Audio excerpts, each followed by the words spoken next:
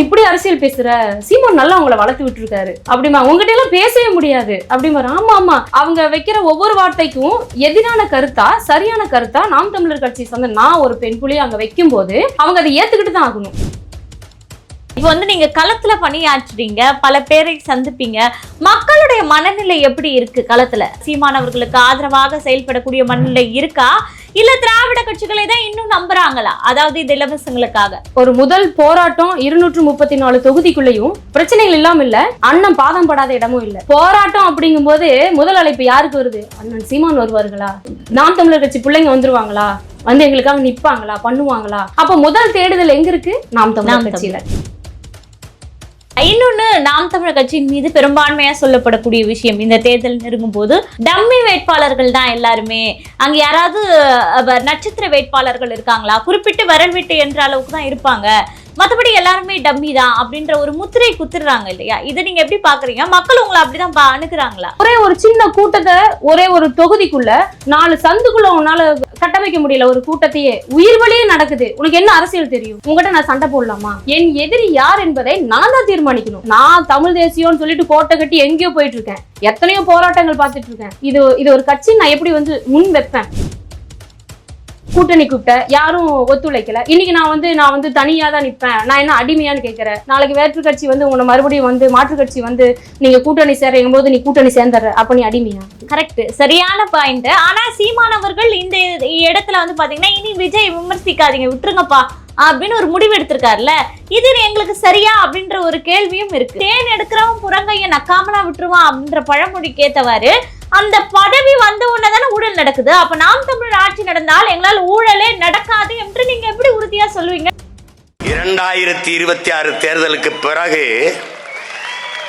நம்மை விட அதிகமாக பிரபாகரன் என்றும் தமிழீழம் என்றும் விடுதலை புலிகள் என்றும் இவர்கள் உச்சரிப்பார்கள். நான் உச்சரிக்க பார்ப்பேன்.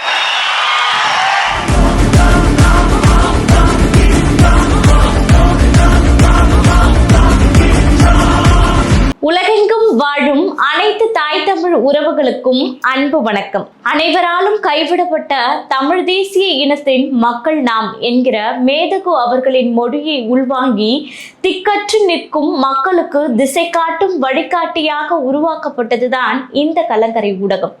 YouTube, Instagram, Twitter, Facebook, TikTok என அனைத்து வகையான தளங்களிலும் இயங்கக்கூடிய இந்த கலங்கரை ஊடகத்தை 195 நாடுகளிலும் வாழக்கூடிய தமிழ் மக்கள் கலங்கரை ஊடகத்தை சப்ஸ்கிரைப் செய்து தங்களுடைய ஆதரவை தர வேண்டும் என்று அன்புரிமையோடு கேட்டுக்கொள்கிறோம். நன்றி, வணக்கம். கலங்கரை சொந்தங்களுக்கு அன்பு வணக்கம். கலங்கரை நிகழ்ச்சிக்கு உங்களை வரவேற்பதில் மகிழ்ச்சி. இன்று நம்மோடு நேர்காணலில் இணைந்திருப்பவர் நாம் தமிழர் கட்சியின் குருதி கொடை பாசறையின் மாநில துணை செயலாளர் புனிதா அவர்கள். வணக்கம். வணக்கம். நலமா இருக்கீங்களா? நலமா இருக்கேன், நீங்க எப்படி இருக்கீங்க? நலமா இருக்கேன்ப்பா. இப்போ நீங்க பாத்தீங்கன்னா, நாம் தமிழர் கட்சியினுடைய ஒரு பெண் புலியாக, அதாவது களத்தில் செயல்படக்கூடிய பல வேலைகளை செஞ்சுட்டு இருக்கீங்க. குறிப்பாக அரசு பேருந்துகள்ல தமிழ்நாடு என்ற பெயர் வேணும்னு நாம் தமிழர் கட்சி சார்பாக பல பேர் போராடினாங்க. அதுல நீங்கள் கூடுதலாக உங்களுடைய குரல் ஓங்கி ஒலித்ததன் காரணமாக உங்களை கைது நடவடிக்கை உட்பட உங்கள் மீது செய்யப்பட்டாங்க. நீங்க எப்படி அரசியல், அதாவது சீமானை நோக்கிய பயணத்தோடு இணைந்தீங்க அப்படின்ற கேள்வி புனிதா அவர்களை பார்க்கும்போது எங்களுக்கு எழுது. மகிழ்ச்சி, சிறப்பான கேள்வி.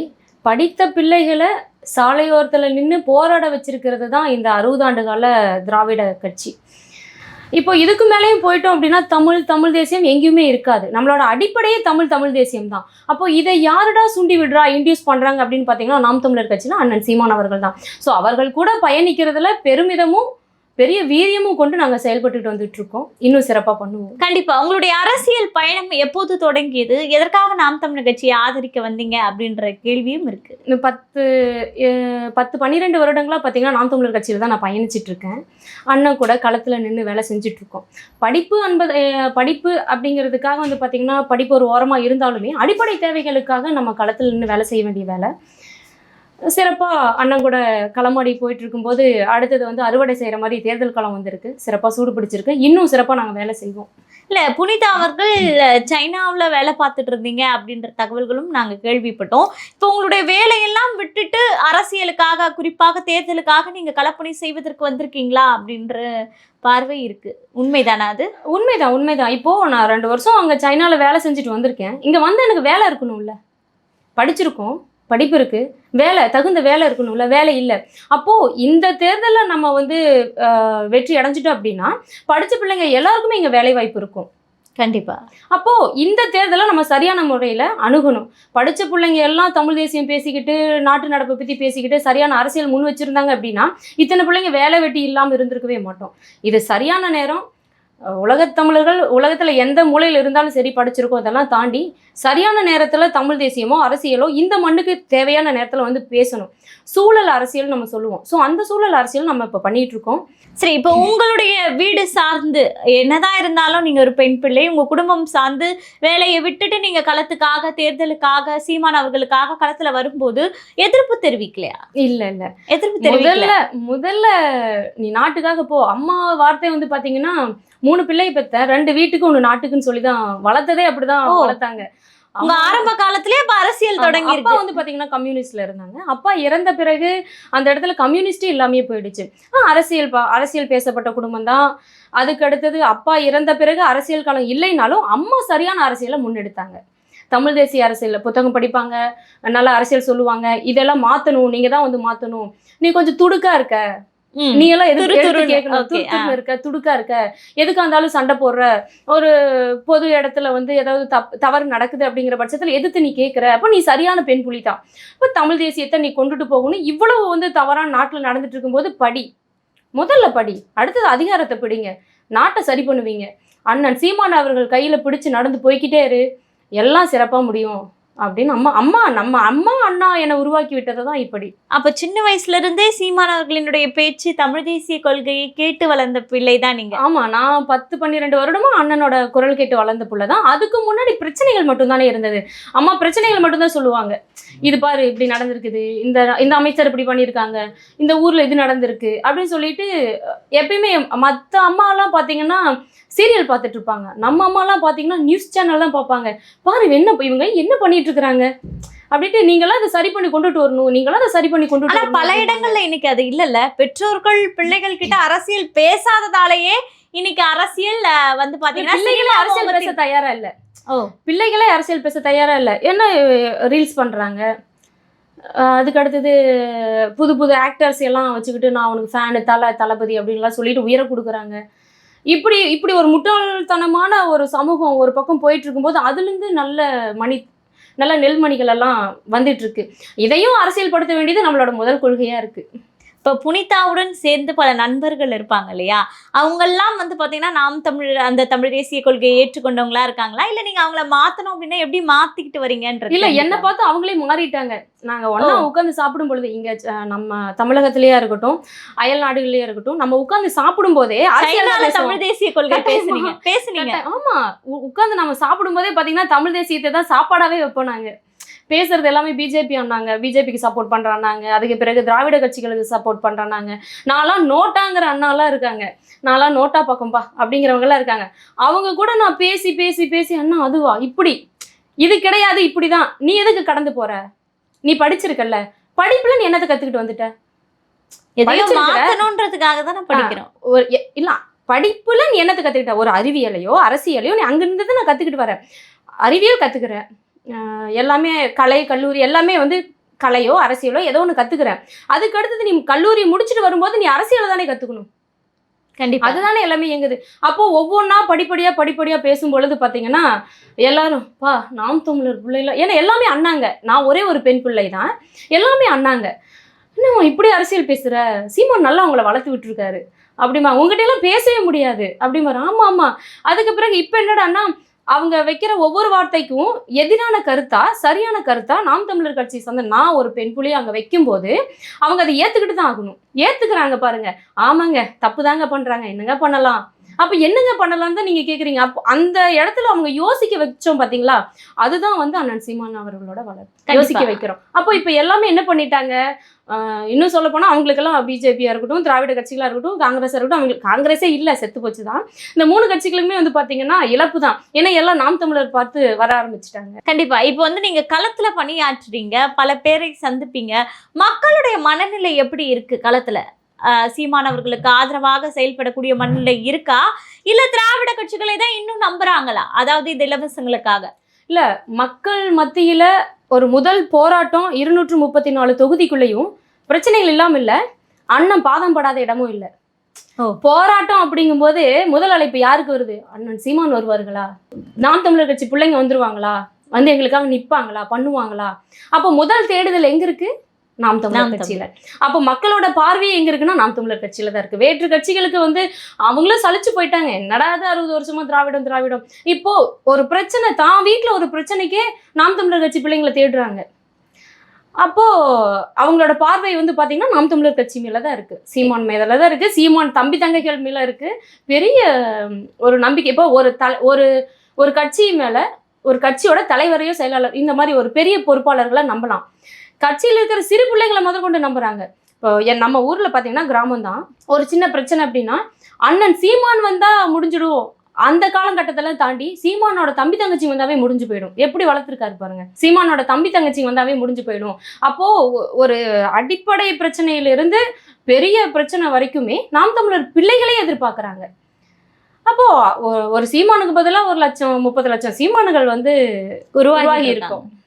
கண்டிப்பா. இன்னொன்னு, இப்ப நீங்க களத்துல பணியாற்றும் போது சாமானியர்களிடம் பேசிருப்பீங்க, எளியவர்கள் கஷ்டப்படுற மனிதர்களிடம் பேசுறீங்க. அவங்க என்னதான் சொல்ல வராங்க, என்ன தேவைன்றதை நீங்க புரிஞ்சுக்கிட்டீங்களா? மக்கள் கிட்ட பேசி புரிஞ்சுக்கிட்டோம். முதல்ல அவங்க கேட்கறது எப்பதான் வருவீங்க ஆட்சி, எப்பதான் ஆட்சிக்கு வருவீங்க, சீக்கிரம் தான் வாங்க, நான் சாவறதுக்குள்ள பார்த்துட்டாவது போயிடுறேனே, நானும் வாக்களிக்கிறேன், நீ எப்பதான் வருவீங்க அப்படின்னு அவங்க கேள்வி வைக்கிறாங்க. இதே கேள்வி இப்போ தாத்தா பாட்டி அப்பா அம்மா 2 தலைமுறை வந்து நாம் தமிழர் கட்சியோட கொள்கையை பிடிச்சுக்கிட்டாங்க. ஓகே, ஏன்னா இவங்களும் அனுபவிச்சுட்டு வந்தவங்க, கஷ்டத்தை அனுபவிச்சுட்டு வந்தவங்க. நடப்பு அரசியல்ல இப்போ வரைக்கும் என்னெல்லாம் தீயது வந்து தமிழகத்துல நடந்திருக்கு அப்படின்னு சொல்லிட்டு பார்த்துட்டு வந்தவங்க. அப்ப இந்த 60 ஆண்டு கால திராவிட ஆட்சி எப்படா ஒழிக்கணும் அப்படிங்கும்போது நாம் தமிழர் கட்சி முன்னாடி நிக்கிறதுனால அந்த தாத்தா பாட்டி அப்பா அம்மாங்கிற இந்த 2 தலைமுறை வந்து பாத்தீங்கன்னா நாம் தமிழர் சப்போர்ட். 3ஆம் தலைமுறையை நம்ம பிள்ளைங்க என்ன பண்றாங்க, ஒரு பக்கம் திரை வெளிச்சத்துல ஒரு பக்கம் அவங்க போயிட்டாங்கனாலுமே மற்ற பிள்ளைகள் எல்லாம் யோசிக்க ஆரம்பிச்சிட்டாங்க. எல்லா பிரச்சனைக்கும் வந்து நிக்கிறாங்க நாம் தமிழர், இவங்களுக்கு வாக்களிப்போம். ஒரு சிலர் மட்டும் ஓகே மாற்றுதானே, ஏன் சீமானுக்கு போடுறத, ஒரு தடவை நான் சீமானுக்கு போட்டேன், விஜய்க்கு போட்டு பார்க்கலாமே அப்படின்னு மாற்று. இப்போ மாற்று அப்படிங்கிறது உன்னோட சமுதாயத்தை நீ சரி பண்ணணுமா ஒழிய ஆளை மாற்றக்கூடாது. கண்டிப்பா கொள்கையை மாற்றக்கூடாது. நீ வாக்கு எதுக்காக நீ போடணும்னு நினைச்ச, இந்த மாதிரி பிரச்சனைகளை யாரு சரி செய்வாங்க, கொள்கை ரீதியாக தான் நீ வந்து வாக்களிக்கவே தொடங்குற. அப்போ நீ ஆள் மாற்றத்தை பார்க்காது, கொள்கையை பார்க்கணும். ஸோ இப்போ இளந்தலைமுறையினூறு பார்த்தீங்கன்னா முழுக்க நான் களப்பணி செஞ்சதா இருக்கட்டும், கள நிலவரத்தை தெரிஞ்சுக்கிட்டதா இருக்கட்டும் வந்து பார்த்தீங்கன்னா நாம் தமிழருக்கு தான் அதிகப்படியான வாய்ப்பு. என் அண்ணன் தம்பிங்களே சிலர்லாம் நான் வந்து டிவிக்கே போகிறேன், விஜயெல்லாம் ஐயா விஜயை பார்த்துட்டு வந்துட்டு என்ன தெய்வத்தை தரிசிச்ச தருணம் அப்படின்லாம் போட்டிருந்தாங்க. டேய் தெய்வமா, இவர் யாரு, எந்த படைக்கு இவர் தளபதி தலைவர், கொஞ்சம் திருந்துங்க. இந்த வார்த்தையெல்லாம் விடுறிய நீ சரியா, தற்கொலைங்கிற வார்த்தையை அவங்ககிட்ட பயன்படுத்த முடியாது, அது தவறு. நீ யோசிக்கிறியா, என்ன சிந்தனையில இருக்கிற, உன்னோட வாக்கு நீ கொண்டுட்டு போய் தவறான இடத்துல போடுற அப்படிங்கும் போது நீ இந்த சமூகத்துக்கு பண்ற துரோகம் கிடையாதா? சரியான அரசியல் தான் நீ எடுத்துட்டு வரணும். இப்படி பேசும்பொழுது டிவிகேக்கு போகணும்ட்டு ஒரு ரூட் எடுத்தவங்க கூட மறுபடியும் வந்து பாத்தீங்கன்னா நாம் தமிழர் சரிப்பா, முதல்ல உங்க பேச்சே சரிதான்ப்பா, அதுக்கே நாங்க வந்து நிக்கிறோம் அப்படின்னு இருக்காங்க. ஸோ இந்த தலைமுறை, கடந்த தலைமுறையா இருக்கட்டும், இப்ப இருக்கிற தலைமுறையா இருக்கட்டும், இப்ப வந்துட்டு இருக்கிற ஜென்சியா இருக்கட்டும், நல்ல நாம் தமிழர் கட்சிக்கான முன்னேற்றத்துக்கு வழிவகுப்பாங்க. கண்டிப்பா. இன்னொன்னு, நாம் தமிழர் கட்சியின் மீது பெரும்பான்மையா சொல்லப்படக்கூடிய விஷயம், இந்த தேர்தல் நெருங்கும் போது டம்மி வேட்பாளர்கள் தான் எல்லாருமே. அங்க யாராவது நட்சத்திர வேட்பாளர்கள் இருக்காங்களா, குறிப்பிட்டு விரல் விட்டு என்ற அளவுக்கு தான் இருப்பாங்க, மற்றபடி எல்லாருமே டம்மி தான் அப்படின்ற ஒரு முத்திரை குத்துறாங்க இல்லையா? இதை நீங்க எப்படி பாக்குறீங்க? மக்கள் உங்களை அப்படிதான் அணுகுறாங்களா? இல்ல நாம் தமிழர் கட்சியில வேட்பாளர் அப்படின்னாவே அவங்க அசந்துதான் பார்க்கணும். என்ன படிச்சிருப்பாங்க, எத்தனை வருஷம் களத்தில் நின்றுப்பாங்க, எத்தனை போராட்டங்களுக்கு போயிருப்பாங்க, எத்தனை கைதை பார்த்துருப்பாங்க, வழக்குகளை பார்த்துருப்பாங்க. அப்படிதான் பார்க்குறாங்க. இப்போ நட்சத்திர வேட்பாளர் அப்படின்னு சொல்லிட்டு நீங்கள் நாம் தமிழர் கட்சியில் வந்து பார்த்தீங்கன்னா சிறப்பான ஒரு பேச்சாளராக இருப்பாங்க, நல்ல களம் இறங்கி வேலை செஞ்சவங்களா இருப்பாங்க. எந்த ஒரு கரண்ட் மினிஸ்டருக்கோ பாஸ்ட் மினிஸ்டருக்கோ எந்த ஒரு பயப்படாமல் நிலவரத்தை கட்டமைச்சு சரியான ஒரு இடத்துல வைக்கிற பேச்சாளர்கள் வந்து பார்த்துருப்பீங்க தைரியமா. இப்போ இவங்களாம் தான் நட்சத்திர வேட்பாளர்கள். சரிங்களா? கண்டிப்பா. அதே திராவிட ஆட்சியில் என்ன சொல்லுவீங்க? நட்சத்திர வேட்பாளர் நட்சத்திர ஆட்கள் நீ வச்சீங்கன்னா யாரை வைப்பீங்க? தொடர்ந்து ஒரு எம்எல்ஏ அங்கே இருக்காருன்னா அவர் எல்லாருக்கும் தெரிஞ்சவரா இருப்பாங்க. ஊழல்ல நிறைஞ்சவங்கள தானே பேர் அதிகமா எடுத்துட்டு வருவீங்க. ஆமா, ஊழல்ல நிறைஞ்சவங்க எல்லாம் அங்க வந்து பாத்தீங்கன்னா நட்சத்திர வேட்பாளர்களா இருப்பாங்க. அந்த ஊழலை எதிர்த்து அடிச்சு நாம் தமிழர் கட்சியில அந்த ஊழலை அடிச்சு எதிர்த்து நிக்கிறவங்க எல்லாம் நட்சத்திர வேட்பாளரா இருப்பான். இப்ப அந்த வார்த்தையை வந்து பாத்தீங்கன்னா நட்சத்திர வேட்பாளர் அப்படிங்கிற வார்த்தையே நாம் தமிழருக்கு தானே சிறப்பா இருக்கு. இந்த மாதிரி நாங்க எல்லாரும் உருவாகிக்கிட்டே இருக்கோம். இப்ப எல்லாருமே வந்து பாத்தீங்கன்னா நட்சத்திர ஒரு சின்ன பிள்ளை மழலையர் பாசறை பிள்ளைங்களை நிறுத்து சொல்லுங்க, நட்சத்திர வேட்பாளருக்கே டஃப் கொடுப்பாங்க. சூப்பரா பேசுவாங்க. கல அரசியலா வரலாறா பேசுடா, நீ பேசு, நான் பேசுறேன். தகுதி இருந்தா என் கூட சின்ன புள்ள ஒரு 8 வயசு குழந்தை பேசுது, என் கூட உனக்கு பேச தகுதி இருக்கா, முதல்ல வந்து பேசுங்குது. ஸ்டேஜில் மைக்கு தரேன், பேசுகிறீங்களா? என்னோட வரலாற்று என்னோட அறிவை பார்க்குறீங்களா? உங்களோட அறிவையும் என்னோட அறிவும் ஒப்புமாங்குது. அப்போ பார்த்துக்கோங்க வளர்ப்ப. இவங்கெல்லாம் தான் இப்போல்லாம் வந்து ரொம்ப தெளிவாக தெளிஞ்சு சரியான நீரோடையா இந்த காலகட்டத்துக்கு தேவையான அரசியல்வாதிகளாக உருவாகிட்டு இருக்காங்க. கண்டிப்பா. இன்னொன்று, இப்போ தேர்தல் இருக்கக்கூடிய இந்த அரசியல் களம் அப்படின்னு பார்த்தீங்கன்னா 4 முனை போட்டிகளாக தான் தேர்தல் திகழ போகுது அப்படின்ற ஒரு கட்டமைப்பை நம்ம பார்க்குறோம். நீங்கள் எப்படி பார்க்குறீங்க? 4 முனை போட்டி தானா? இல்லை, லாஜிக்காக நீங்கள் வந்து பேசுகிறீங்கன்னா 4 முனை போட்டின்னு சொல்லிட்டு ஒவ்வொரு கட்சியாக பேசுகிறீங்க, கணக்கு பண்ணுறோம். இதுலேயே உங்களுக்கு தெரியாது மற்ற கட்சிகளுக்குள்ளேயே கூட்டணி போகுமா, பினாமி கட்சி எதுன்னு நமக்கு தெரியாது. அது 4 முனை 3 முனையாக மாறலாம். 3 முனை திராவிடமா தமிழ் தேசியமான 2 முனையாகவும் மாறலாம். களம் இன்னும் நெருங்க இன்னும் சூடு பிடிக்கும். நான் அதை 2 முனையாக தான் பார்க்குறேன். 2 முனையாக தான். ஒன்றா தமிழ் தேசிய இது வந்து சண்டை வந்து பார்த்தீங்கன்னா அரசியல் சார்ந்த ஒரு போர் அப்படின்னு பார்த்தீங்கன்னா திராவிடத்துக்கும் தமிழ் தேசியத்துக்கும் நீங்கள் வைப்பீங்க. வேற எதையாவது இதுக்குள்ளே வைக்க முடியுமா? இல்லை. அப்போ இருமுனை சண்டைன்னு பார்த்தீங்கன்னா போர்னு பார்த்தீங்கன்னா இருமுனை மட்டும்தான். இல்லை, இந்த இடத்துல உங்கள் வளர்ச்சியை தடுப்பதற்கு தான் ஒரு திரைப்பிம்பம் வருதுல்ல. வரட்டும், யாரா இருந்தால் நீங்களே வாங்கலேன், யாராக இருந்தாலும் வாங்க வந்து அரசியல் செய்யுங்க, என்ன வேணாலும் பண்ணுங்க. இப்போ இங்கே தான் துளிர் விட்டு போச்சுல்ல, யாரும் எதுவும் கேட்க முடியாது. நீங்கள் நினச்சி பாருங்கள் எங்களோட வழியை. 15 வருஷத்தில் 60 ஆண்டு கால திராவிட கட்சியை அவங்களோட அடக்குமுறையெல்லாம் மீறி எங்களுக்கெல்லாம் வந்து பார்த்திங்கன்னா ஊடக சப்போர்ட்டே கிடையாது. கண்டிப்பாக. இதெல்லாம் தாண்டி நாங்கள்லாம் ஒவ்வொரு அடியாக இளைய தலைமுறையை வந்து சரிப்படுத்தி கொண்டுட்டு வரும்போது எல்லாருமே, நீங்களும் உங்களுக்கும் இளைஞர் தான், உங்களுக்கு காதல் ஆசை இருக்கலாம், அடுத்துக்கு நீங்கள் ரீல்ஸ் பார்க்கலாம், இப்படியெல்லாம் இருக்கிற பிள்ளைகள்லையே சரியாக எடுத்துகிட்டு வர்றது, அரசியலுக்குள்ளே சரியான ஒரு முறையில் எடுத்துகிட்டு வர்றது பெரிய போர். நீங்கள் எதிர்த்து நின்று சண்டை போட்டுடலாம், அது வேற விஷயம். ஆனால் மென்டலி உங்களை வந்து சரிப்படுத்தி இது இல்லைப்பா அரசியல் வாங்க, இங்கே எல்லாமே அரசியல் தான் சொல்லிட்டு எடுத்துகிட்டு வர்றது பெரிய போர். அந்த போர் பண்ணவே முடியாது. ஸோ அப்படி இருந்துமே இத்தனை லட்சம் பிள்ளைகள் அண்ணன் வந்து சரிப்படுத்தி கொண்டுட்டு வரும்போது திடீர்னு ஒரு திரை வெளிச்சம் வருது. அது வந்து எங்கடா இளைய தலைமுறை மறுபடியும் வந்து தவறான போக்குக்கு போயிடுவாங்களா அப்படிங்கிற ஒரு கேள்விக்குரிய வைக்குது. கரெக்ட், சரியான பாயிண்ட். ஆனால் சீமானவர்கள் இந்த இடத்துல வந்து பார்த்தீங்கன்னா இனி விஜய் விமர்சிக்காதீங்க, விட்டுருங்கப்பா அப்படின்னு ஒரு முடிவு எடுத்திருக்காருல்ல, இது எங்களுக்கு சரியா அப்படின்ற ஒரு கேள்வியும் இருக்கு. நீங்க எப்படி பார்க்க? இல்லை, எலெக்ஷனுக்குள்ளேயே அடிச்சுப்பாங்க. அவங்களுக்குள்ளேயே முதல்ல யார் வேட்பாளர், யார் என்ன செயலாளர், ஒரு கூட்டத்தை உன்னால கட்டமைக்க முடியல. ஒரே ஒரு சின்ன கூட்டத்தை ஒரே ஒரு தொகுதிக்குள்ள 4 சந்துக்குள்ள உன்னால கட்டமைக்க முடியல. ஒரு கூட்டத்தையே உயிர் வழியே நடக்குது. உனக்கு என்ன அரசியல் தெரியும்? உங்ககிட்ட நான் சண்டை போடலாமா? என் எதிரி யார் என்பதை நான் தான் தீர்மானிக்கணும். ஐயா மேதகு பிரபாகரன் அவர்கள் தலைவர் சொல்லியிருக்காரு. அப்போ என் எதிரி இவன் கிடையவே கிடையாது. ஏன்னா நான் தமிழ் தேசியம்னு சொல்லிட்டு கோட்டை கட்டி எங்கேயோ போயிட்டு இருக்கேன், எத்தனையோ போராட்டங்கள் பார்த்துட்டு இருக்கேன். இது ஒரு கட்சி நான் எப்படி வந்து முன் வைப்பேன்? திராவிட கட்சிகள் கூட 60 ஆண்டு காலம் ஏன்டா அப்படி பண்ணியிருக்காரு, நீ தாண்டா எனக்கு சரியான எதிரி, உன்னை தாண்டா முதல்ல அடிப்பேன்னு சொல்லலாம். இது என்ன இதுன்னு ஆட்சிக்கே வரவே இல்லை. கட்சி இருக்குன்னு சொல்லியாச்சு, கட்சி உருவாக்கப்பட்டுன்னு சொல்லியாச்சு, நீ ஆட்சிக்கு இப்போதான் நீ வந்து எலெக்ஷனுக்கே இன்னும் தொடவே இல்லை, தேர்தலில் நீ இன்னும் நெருங்கவே இல்லை. நீ தேர்தலில் பண்ணுறதுக்கு முன்னாடி பல்வேறு மாற்று கருத்துக்கள் கூட்டணி கூப்பிட்ட யாரும் ஒத்துழைக்கல. இன்னைக்கு நான் வந்து தனியாக தான் நிற்பேன், நான் என்ன அடிமையான்னு கேட்குறேன். நாளைக்கு வேற்று கட்சி வந்து உன்னை மறுபடியும் வந்து மாற்று கட்சி வந்து நீங்கள் கூட்டணி சேர்றங்கும் போது நீ கூட்டணி சேர்ந்துடுற, அப்போ நீ அடிமையா? எதுக்காக இந்த ஒரு அரசியல்? கண்டிப்பா. அப்போ இந்த முதல்ல அவங்க தெளிவாகட்டும், அவங்களுக்குள்ளேயே ஒரு முடிவுக்கு வரட்டும், அதுக்கு பிறகு தேர்தலை பார்த்துக்கலாம். இல்ல இப்ப நிறைய பேர் இப்போ செட் பண்ற நரேட்டிவ் சீமானவர்களோடு விஜய் கூட்டணி போறதுக்கு வாய்ப்பு இருக்கு அப்படின்றாங்கல்ல. அப்படி ஒரு கூட்டணி அமைந்தால் ஒரு நாம் தமிழரினுடைய புலிக்குட்டி யாரு பன்னிக்குட்டி யாருன்னே தெரியாதுங்க. சீரியஸ்லி, புலிக்குட்டி யாரு பன்னிக்குட்டி யாருன்னே தெரியாது. அவங்கெல்லாம் அரசியல் இன்னுமே அரசியல் தன்னை படுத்திக்கிட்டு அதுக்கு பிறகு சரியான அரசியலை பேசட்டும், அண்ணன் முடிவெடுப்பார். ஒருவேளை தமிழ் தேசிய அரசியலை மட்டும் விஜய் கையில எடுத்திருந்தா நீங்க சேர்த்து சிறப்பா இருக்கும். அண்ணன் முடிவு பண்ணிப்பாரு. நீ தமிழ் தேசியத்தை மட்டும் எடுத்துட்டு வானா, அண்ணன் அதுதானே சொல்றாரு. நீ தமிழ் தேசியம் எடுத்துக்கிட்டு என்னோட கொள்கைக்கு நீ ஏத்துக்கிட்டேன்னா நான் உன்னை எடுத்துக்கிறேன். நான் கூட்டணி வரல, நீ வர என்னோட தமிழ் தேசியத்தை நீ என்னோட கொள்கையை நீ ஏத்துக்கிறியா, நான் உன்னை ஏத்துக்கிறேன். இதுதான் எங்க நிலைப்பாடு. நீ தமிழ் தேசியத்தை மட்டும் எடுத்துட்டு வந்திருக்கணும். தமிழக வெற்றி கழகம் நீ போட்டுட்ட, எதுக்கு திராவிடத்தை எடுத்துட்டு வந்த? இந்த திராவிடத்தை உடைக்கிறதுக்கு தானே இவ்வளோ கஷ்டப்பட்டோம் நாங்க. சின்ன சின்ன பிள்ளைங்கள்லாம் போராடி கைதாகி. இல்ல பெரியார் போர் கொஞ்சம் அண்ணன் அமைதி காக்குறாரு, காரணம் என்ன தெரிஞ்சுக்கலாம்? என்னது?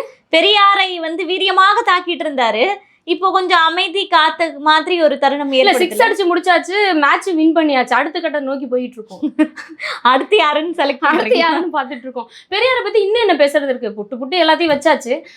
இதுக்கு மேல என்ன இருக்கு? பெரியார், நான்லாம் பெரியாரிஸ்ட் அப்படின்னு சொல்லிட்டு இருக்கிறவங்களே நான்லாம் இப்போ சீமானிசம் பேசுறேன்ப்பா அப்படின்ட்டாங்க. இதுக்கு மேல வலி தாங்க முடியல அவங்கனால. ஏன்னா எல்லாத்தையுமே ப்ரூஃபா வைக்கும்போது அவங்கனால ஒன்றும் பண்ண முடியல. ஏங்க, பெரியார் அண்ணா பேசாததை விடவா நாங்க பேசிட்டோம்? கண்டிப்பா அண்ணா பேசாததை விடவா நாம பேசிட்டோம். அவங்களுக்குள்ள இன்னுமே இதுக்கு மேல பெரியார் எடுத்துக்கிட்டு வந்தோம் அப்படின்னா எங்கேயும் நிக்க முடியாது. நீங்க பாத்துக்கோங்க, இனிமே பெரியாரோட சிலை எங்கேயாவது திமுக வைக்குமான்னு பாத்துக்கோங்க. புதிதா வைக்கவே முடியாது. புதுசா இனிமே எங்கேயுமே போய் பெரியார் சிலை வைக்கவே மாட்டாங்க. உடைப்பாருன்ற பயம் இருக்கு. அவங்களையும் உடைச்சுப்பாங்க. திராவிட கட்சிகளுக்குள்ளேயே யாரா இவன் இந்த மாதிரி எல்லாம் பண்ணிட்டு இருக்கிறான் அப்படின்ட்டு மரியாதை குறைவா அவரை பேசி இதுக்கு மேல சிலையை வைக்க வேணாம் அப்படிங்கிற ஒரு முடிவுக்கே வந்துருவாங்க. அவங்களே அவங்களுக்குள்ள ஒரு டீல் முடிச்சுப்பாங்க. சரி, இப்போ சீமானவர்களினுடைய எதிரி யாருன்ற ஒரு குழப்பம் இருக்குல்ல. ஏன்னா இப்ப விஜய் விமர்சிக்க வேணான்ட்டாரு. அப்ப வெறும் திராவிட கட்சிகள் மட்டும்தானா, இல்ல பாஜகவும் இருக்கா? எங்களோட இனத்தை நீ கொன்னு குவிக்கும் போது ஆட்சியில இருந்தவங்களோ இல்ல எதிர்கட்சியா இருந்தும் வாயை மூடிக்கிட்டு இருந்தவங்களோ எங்களுக்கு எதிரிகள் தான். நான் எதையோ எல்லாம் இழக்கல, என்னோட இனத்தையே இழந்திருக்கேன். ஜெனோசைடு நடக்கும்போது என்ன பண்ணிட்டு இருந்தீங்க இங்க? அப்போ இந்த பார்வையில பார்க்கும்போது என்னோட இனத்தை கொன்று குவிக்கும் போது ஆட்சியில இருந்தவங்களும் சரி எதிர்கட்சியா இருந்தவங்களும் சரி வாயை திறக்காததே பெரிய துரோகம் தான், எங்களுக்கு செஞ்ச துரோகம் தான். அப்ப எங்களோட பார்வையில இருந்து பார்க்கும்போது மொத்த கட்சியுமே எங்களுக்கு எதிர்கட்சியா தான் இருக்கு. இன்னொன்னு, திராவிட கட்சிகள் குறிப்பாக பெரிய கட்சிகள் வைக்கக்கூடிய வார்த்தை என்னன்னா, மக்களுக்கு சேவை செஞ்ச ஆட்சி பிடிக்கலையே, ஒரு எம்எல்ஏ கூட இல்லையே அப்படின்னுட்டு இன்னைக்கு புதுசா வந்தவங்க உங்களை பார்த்து கேள்வி கேட்கறாங்கல்ல, அவங்களுக்கு நீங்க என்ன பதிலடி கொடுக்க? நாங்க கூட்டணி போகல. 15 வருஷத்துல ஓட்டுக்கு 1 ரூபாய் கொடுக்கல. வெறும் கொள்கையை மட்டுமே எடுத்துக்கிட்டு நாங்க போய் வாக்கு கேட்டோம். 20 நாளுக்கு முன்னாடி தான் எங்களுக்கெல்லாம் சின்னமே அறிவிச்சாங்க. அது 8வது பெட்டி 10வது பெட்டி இப்படி வச்சாங்க. சின்னமே முழுசா தெரியவே தெரியாது. தேடி போய் அதுல போய் மானத்தமிழ்ல போய் ஓட் பண்ணியிருக்கான். 30 லட்சம் ஓட்டு வாங்கியிருக்கிறோம். 8% நாங்கள் வாக்கு வாங்கியிருக்கிறோம். இந்தியாவிலேயே தனிச்சு நின்று 8% வாங்கினது நாங்கள் தான். வரலாறு தான். வேற எந்த கட்சியிலாவது உன்னால சொல்ல முடியுமா? தனிச்சு நின்று இல்ல, கூட்டணி போயிட்டேனாவே உன்னோட பர்சன்டேஜ் உன்னால சொல்ல முடியாது. கண்டிப்பா. அப்போ இந்த முறை பாத்தீங்கன்னா இப்ப இருக்கிறத விட அதீத வளர்ச்சியில தான் இந்த முறை இருக்கும். சொல்லுவாங்க எல்லாரும் கூட்டணி சேர்ந்து போயிட்டாங்க, டிவிக்கே வருது, எல்லாம் என்ன பண்றது அப்படிங்கும்போது இல்லவே இல்லை. கொள்கை சார்ந்து வந்த வாக்குகள் தான், செதறாது. இப்போ நடப்பு அரசியல் இருக்கும் டிவிக்கேவை பார்க்குறாங்க.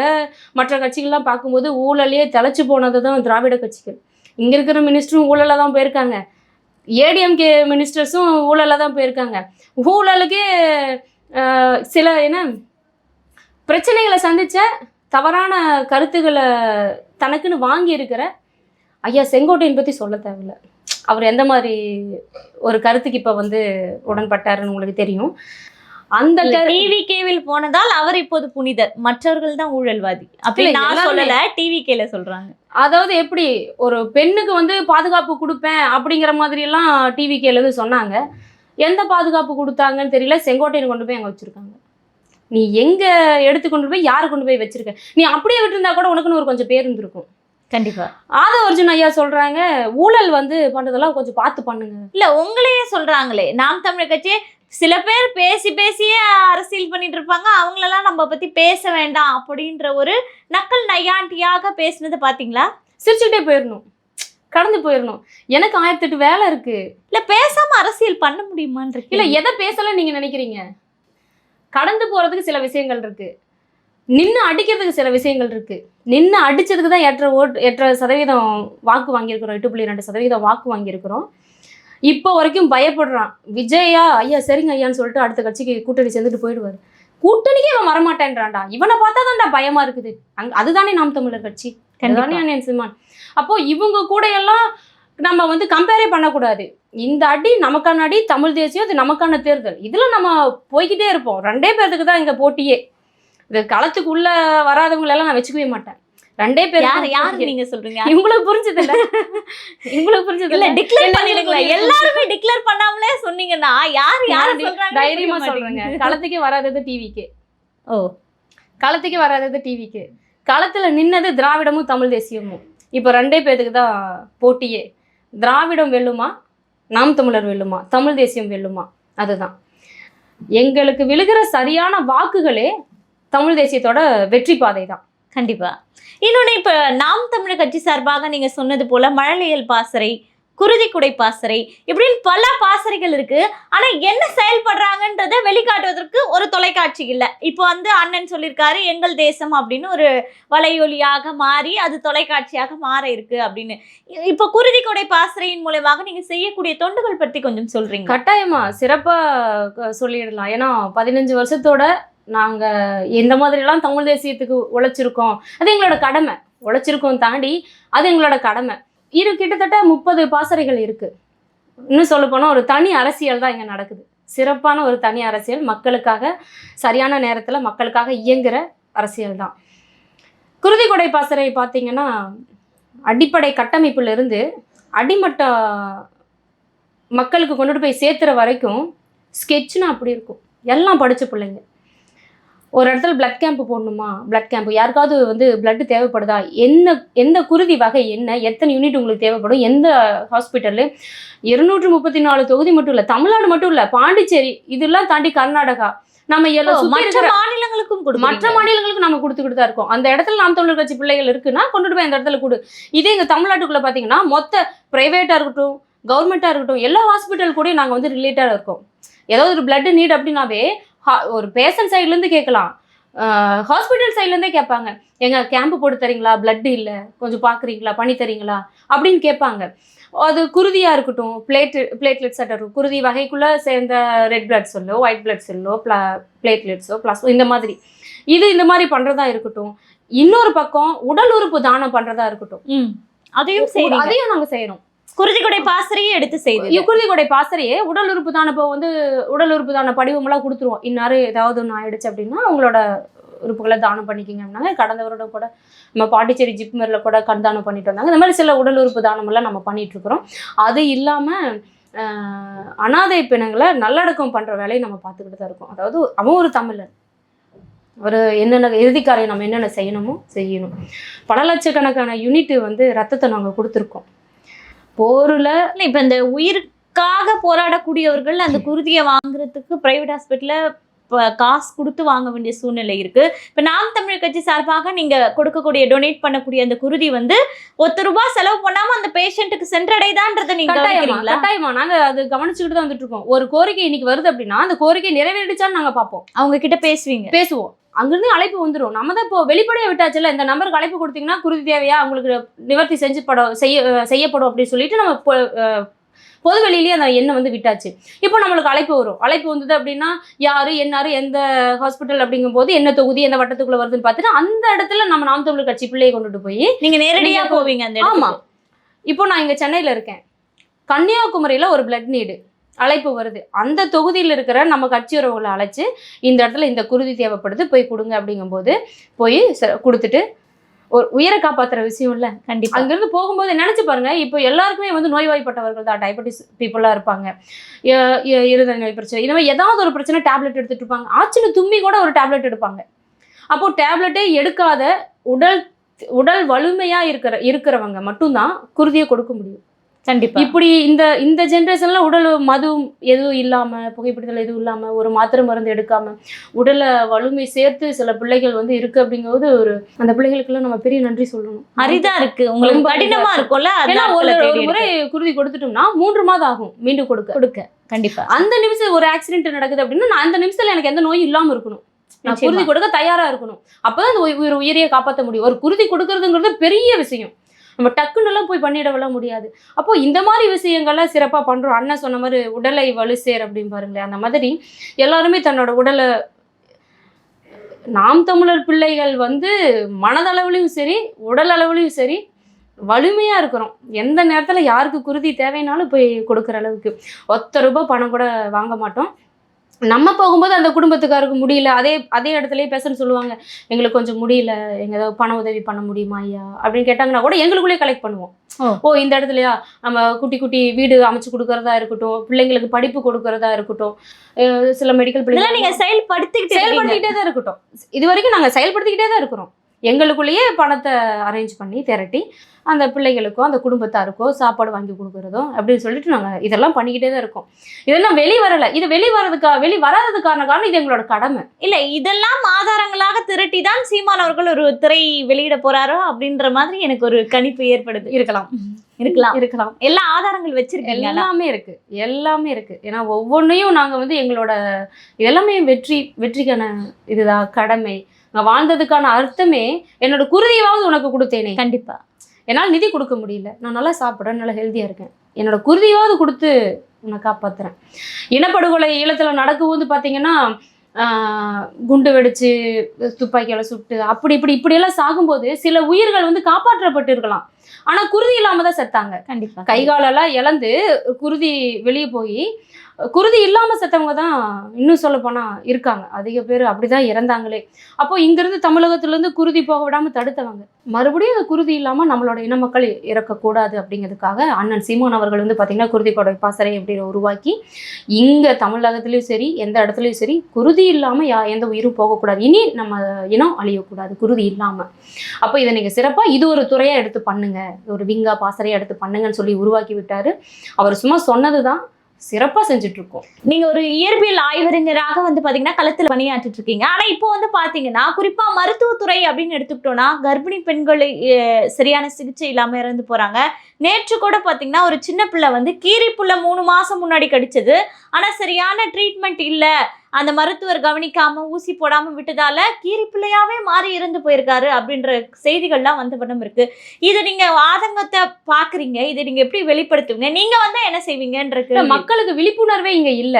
மதுவிலேயே வச்சிருக்கணும், விழிப்புணர்வே கிடையாது.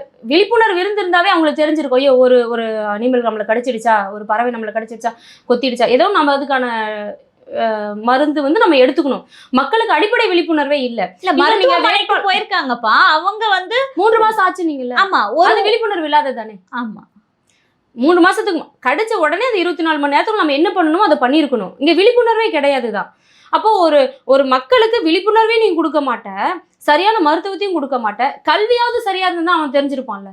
அந்த குடும்பத்துக்கு சரியான அறிவியல் சரியான கல்வி முறை இருந்திருந்தாவே அந்த விழிப்புணர்வு வந்திருக்கும். இங்க கல்வியும் தரம் கிடையாது, மருத்துவமும் தரம் கிடையாது. நேத்து சைனால இருந்து என்னோட 2 உறவுகள் வந்து பாத்தீங்கன்னா சைனீஸ் தான் அனுப்பிச்சிருக்காங்க. இது ஏதோ பிரச்சனையாமே, என்னாச்சு ஏதாச்சு சொல்லுங்கன்ட்டு. அப்போ ஒரு சின்ன விஷயம் உலக அளவில் பேசப்படுது.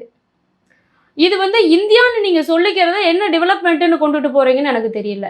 ஒன்னா மாநில அரசு தப்பு பண்ணா ஒன்றிய அரசாவது கேட்கணும், என்னடா அசிங்கமா இருக்கு வெளி இந்தியான்னு சொல்லிக்க முடியல, ஆனா நான் டெவலப்மெண்ட் ஆயிட்டு போயிட்டு இருக்கேன் நீங்க சொல்லிட்டு இங்க தமிழ்நாட்டுல நடக்கிற பிரச்சனைகள் ஒழிக்குது. ஏங்க இப்ப கரூர்ல 40 பேர் இறந்தாங்கல்ல, அதுக்கே சொல்றாங்க சீனா இரங்கல் செய்தி கொடுத்துருக்கு.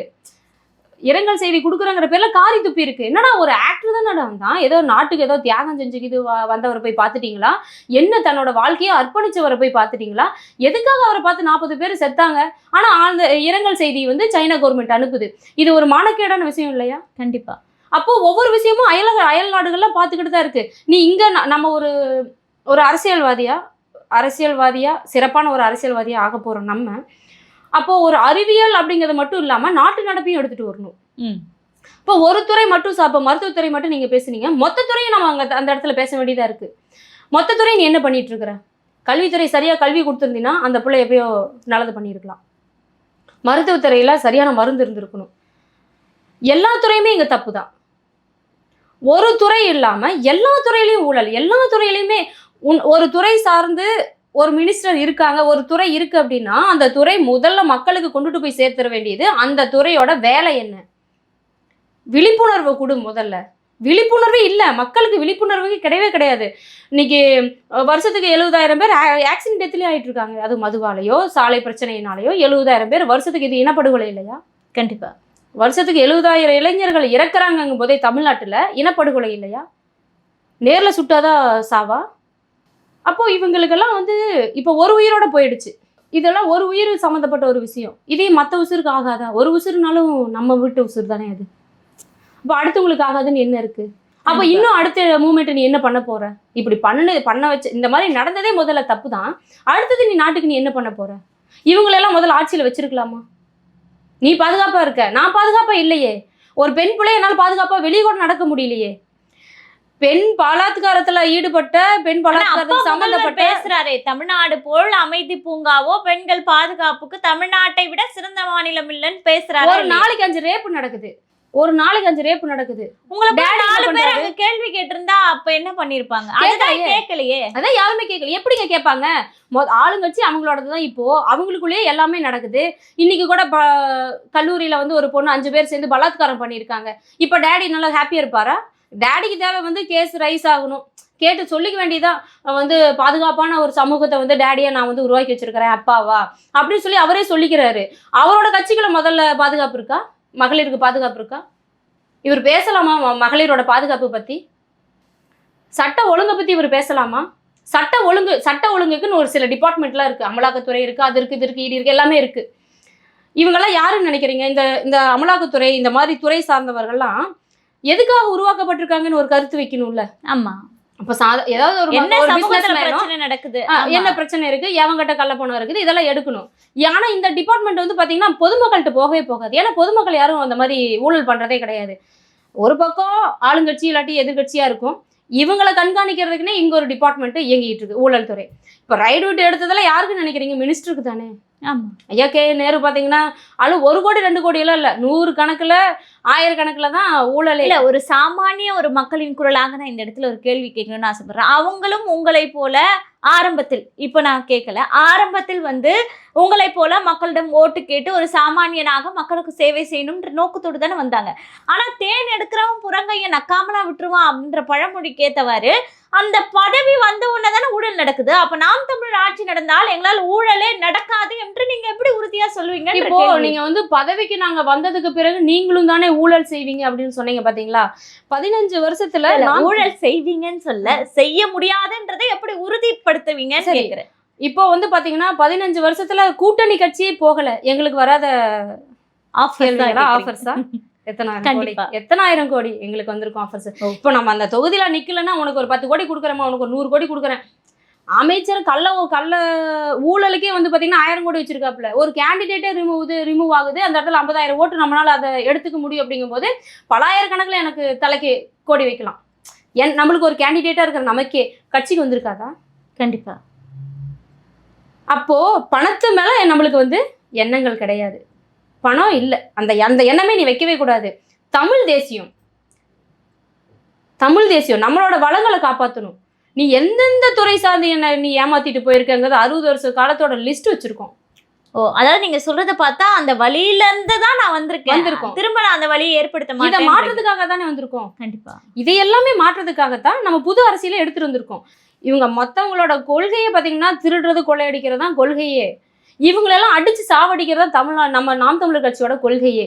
அப்போ இவங்களுக்கு நம்ம முழுமையா முரணா இருப்போம். முழுமையா நீங்க ஏதாவது ஒரு பிள்ளைகிட்ட உறுதியா சொல்லுவீங்க? உறுதியா சொல்றேன். சரி, இப்போ நீங்க சொல்றீங்க நான் மிடில் கிளாஸ் ஃபேமிலி பொண்ணு தான், நல்ல சேலரியில தான் சைனால ஒர்க் பண்ணிட்டு இருந்தேன். கண்டிப்பா. அப்போ நம்ம என்ன நினைப்போம்? ஓகே, இன்னும் 2 வருஷம் வேலை செஞ்சுட்டு வந்தா கொஞ்சம் சம்பாதிக்கலாமே. அந்த லட்சக்கணக்கான சம்பளத்தை விட்டுட்டு இந்த அரசியலுக்கு வர்றதுக்கான காரணம் என்ன? நான் மிடில் கிளாஸ் பொண்ணு. அப்ப எங்களுக்குள்ள ஒரு எண்ணம் என்னவா இருக்கு? என் மக்களுக்கு நான் பண்ணணும், ஆட்சி அதிகாரம் தான் இங்க எல்லாமே பேசும். இதை பிடிக்கணும். இதை பிடிச்சா மட்டும்தான் என் மக்களுக்கு சரியான அரசியலை கொண்டுட்டு போக முடியும். நல்ல பதமான ஒரு முன்னேற்றத்தை, ஒரு நம்ம மாநிலத்துக்கு சரியான முன்னேற்றம், மாநிலம் மட்டும் இல்லாம நாடு வரைக்கும் நம்ம இந்தியாவை எப்படி முன்னேற்றலாங்கிற அளவுக்கான ஸ்கெட்ச் நம்ம கிட்ட இருக்கு, திட்டங்கள் இருக்கு. அத்தனையும் படிச்ச பிள்ளைங்க. அப்போ எங்களுக்கு நீ பணம், ஒரு ஊழல், லஞ்சம் இதெல்லாம் எங்க கிட்ட நீங்க பேசவே முடியாது. நீங்க பேசுனீங்கன்னா சிரிச்சுக்கிட்டு அவன் முதல்ல கேட்கவே மாட்டான்.